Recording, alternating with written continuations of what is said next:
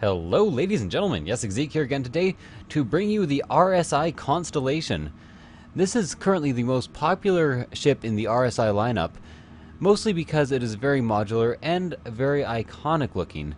When you think of smugglers kind of traipsing through space, being dashing and daring, this is the ship that they want to be in. The ship can fit 4 people in it and is meant to be crewed by all 4. So as you can see, there is a turret up top, 3 seats inside, as well as a snub fighter that can launch from the inside of the ship. The turret can also be launched from down below, giving it fair defense all the way around. So let's see the interior of the ship very quickly here. So you can tell I'm currently in the captain chair, just getting out now. So as well as a regular port to bring one man up to the surface, there is also a docking bay in the back here, where the Constellation can actually launch its own snub fighter, the P-52 Merlin, which you can just barely see in there. I will do my own little video on the P-52 Merlin right after here. One of the reasons this ship is so loved is it is so adaptable to any situation. You can be a smuggler, a trader, or a combatant in this ship, as it can carry 35 tons of cargo and a fair amount of people at the same time. In the back there is a bathroom and 4 bunks, which also double as escape pods. So if you need to get out of the ship in a hurry, that is an option for you. And this is the Merlin. This ship comes standard with the Constellation and has 3 Class 1 hardpoints. Not much good against capital ships, but can pack a punch as a snub fighter or as a last line of defense for the Constellation. As you can see, this only carries 1 pilot and is incredibly tiny but very maneuverable. Its small size makes it hard to hit in combat, and its speed and maneuverability make it a tough contender even for larger ships to face. It comes standard with 2 Knightbridge Arms 9 series longswords and 1 Knightbridge Arms 11 series broadsword, which is that Gatling gun you see in the middle. The Freelancer. The Freelancer is designed by the Mist Corporation and is a mercantile vessel. Although just the fact that it is mercantile does not mean that it is not good for other purposes. As you can see, it has quite an array of weapons available to its standard. 4 Class 2 laser slots, 2 underwing missile slots, 1 Class 5 turret slot, and it coming standard with Tauros Leap engines makes it a force to be reckoned with. And if you look very closely here, you can see asymmetrical placement of RCA thrusters on the ship, which will allow for improved mobility in space. So this ship should not only be big and able to carry cargo, but also speedy and able to get away from a fight. A very effective ship for almost anything you want to do in space. As well as being effective, it is also easy to crew with 2 men, and a fair ship for pretty much anything you can think of. It loads mainly out of a bay door, although there is an entrance in the front just for the pilots. So for loading, you have to go to the back here and open the back hatch and open the main bay door, and then you can load any cargo you want into the back.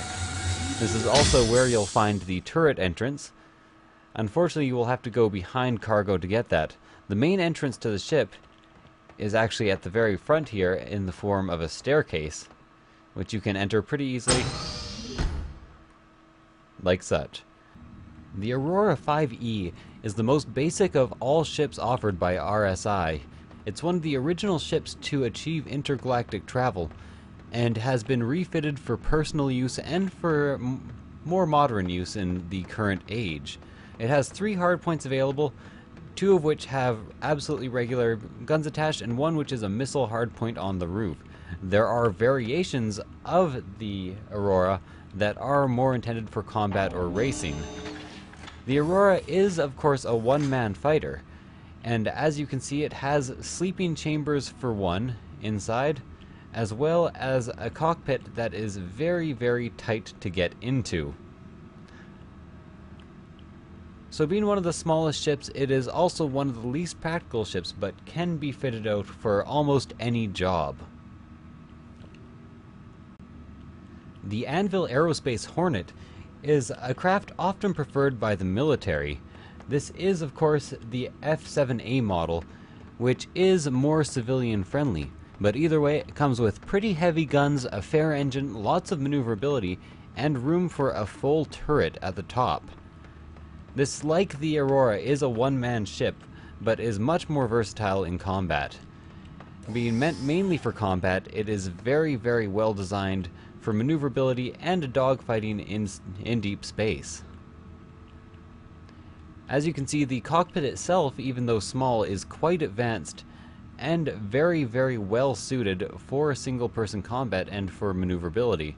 While visibility is not the absolute greatest, it still is one of the strongest contenders in the skies today. To highlight its current fighter superiority, it comes standard with a lot of weapon slots. 2 Class 1s, 2 Class 2s, 2 Class 3s, and 4 Class 4 weapons. This ship can pack a huge punch, and even a bigger punch than a lot of the large ships currently available on the market. And finally, the Origin 300i. The Origin 300i and its counterparts are kind of the luxury vehicle of the sky. Again, a single-person fighter, but this time with more cargo space and more free room, as well as more luxury comforts. These come standard with 2 Omsky Mark 6 lasers on the wingtips, but can also be equipped with 1 Class 2 and 2 Class 3 weapons, making them fairly powerful contenders for combat situations. You mount the ship using ladders on either side, and inside is quite luxurious, as well as sleeping quarters at the back. There is a fair amount of space inside, enough to carry at least a small amount of cargo. And along with the space inside, there is leather lining and a very, very nice pilot chair. The cockpit also looks a tiny bit more luxurious than other models. As you can tell, this is another ship that is meant for a lot of different purposes, and while it specializes in nothing, it can do almost everything. Anyways, thank you for watching my little series on all the ships currently available in the hangar. Please like and subscribe for more in the future, as I will be doing every ship as it comes out. So thank you guys for watching, and I will see you guys next time.